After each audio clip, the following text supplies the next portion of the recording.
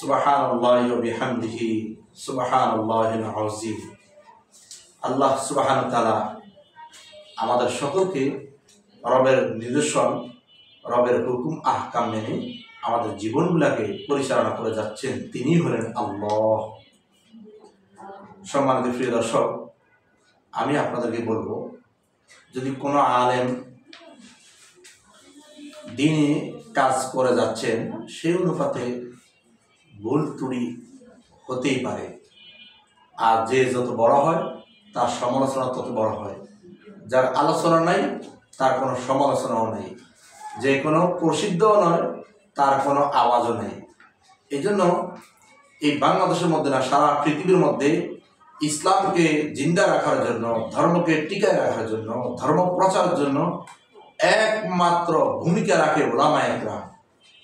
তারা যখন আওয়াজ তুলে ধরেন, সর্বস্তরের মুমিন মুমিনা উম্মাহা এক নম্বরে তাদের জান খরচ করে, জান ব্যয় করে, দুই নম্বরে তাদের মাল ব্যয় করে। এই জন্য আপনি সর্বস্তরের আলেমদেরকে এক পাল্লা দিয়ে আপনি উলামায়ে কেরামের বিভ্রান্তি ছড়ায়েন না। আমি আপনাকে বলবো, এই আলেমের আলোচনা আপনার পছন্দ লাগে না, এই উলামায়ে কেরামের কথা আপনার ভালো লাগে না, এই মুফতি সাহেবের ধর্ম প্রচারের ক্ষেত্রে আপনার ভালো লাগে না, তো এর চেয়ে মহাত্মিক উলামায়ে কেরাম যারা ধর্ম প্রচার করে, আপনি তার সঙ্গী হন, আপনি তাকে মানেন, আপনি তার সহবত গ্রহণ করেন।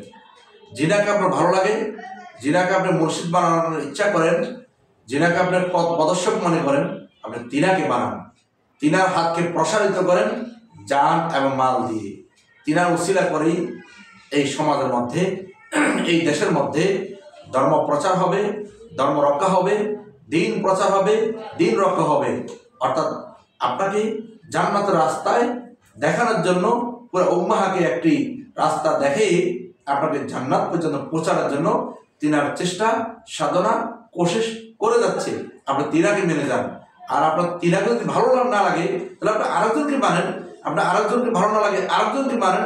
যিনাকে আপনার পছন্দ হয় আপনি তিনাকে মানেন।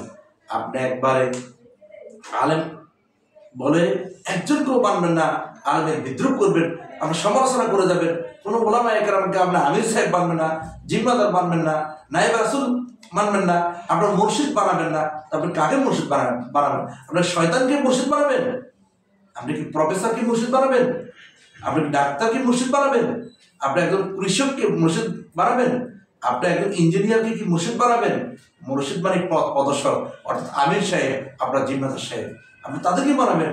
আপনি যে ইমামদের ক্ষেত্রে আইসাতে আপনি প্রফেসরকে মানেন না, ইমাম সাহেবকে, ডাক্তারকে মানে না, ইঞ্জিনিয়ার সাহেবকে মানেন না, কৃষককে মানেন না, তখন তো বলেন না একজন মহাক্কিক আলেম আছেন তিনাকে মানেন, ইমামতির জন্য হুজুরকে দেন।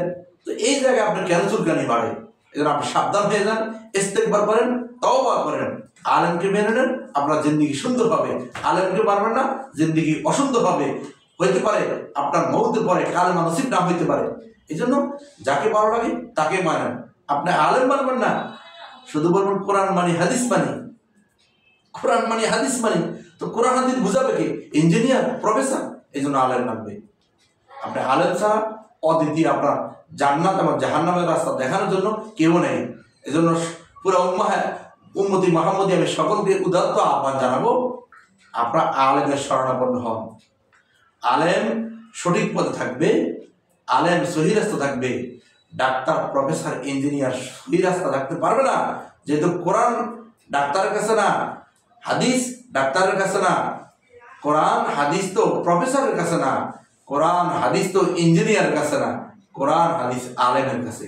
আলেমকে মানেন, কপাল সুন্দর হবে, আপনার ইমান আকীদা শুদ্ধ হবে। আপনি আলেম ছাড়া অন্য রাস্তায় যাওয়া মানে আপনি আদাব বিদাতের সাথে সম্পৃক্ত থাকবেন। রব আমাদেরকে আমল করার তৌফিক দান করুন।